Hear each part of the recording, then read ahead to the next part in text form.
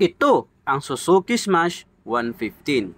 Kung isa to sa mga plano mong bilhin, tara, usap tayo. Ang Suzuki Smash 115 ay masasabi kong beast commuter underbone motorcycle. Dahil sa malahalimaw na engine performance na kayang i-offer nito, dagdag pa yung magandang handling at low cost maintenance. Kaya naman kung naghahanap ka ng motor na pang forma na, pang service pa, baka ito na yung motor na hinahanap mo.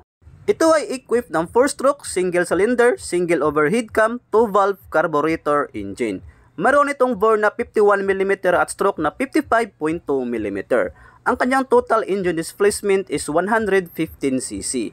Meron itong compression ratio na 9.5:1. Ito ay naka-air-cooled at merong dual starter system na kick and electric starter. Ang Suzuki Smash 115 ay kaya mag-generate ng maximum power na 6.4 kW at 8,000 revolution per minute.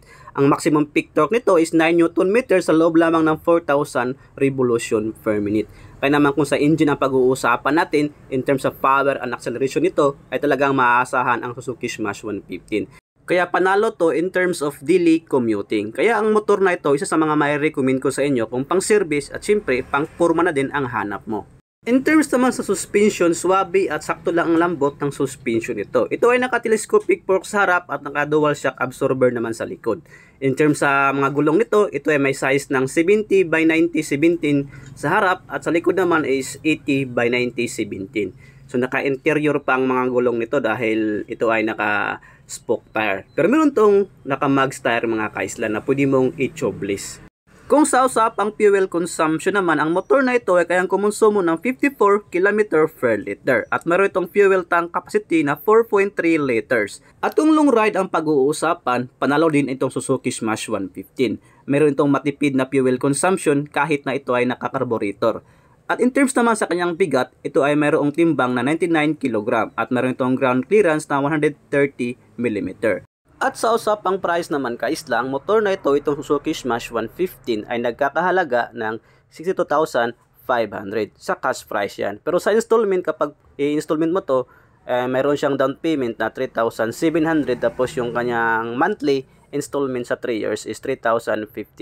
Yung down payment pala kaisla, hindi pa kasama dyan yung LTO registration. So bali mag-add ka pa sa LTO registration. So available ang motor na ito sa any Motor Trade branches nationwide. At kung taga dito ka sa Bantayan Island, punta ka na sa Motor Trade.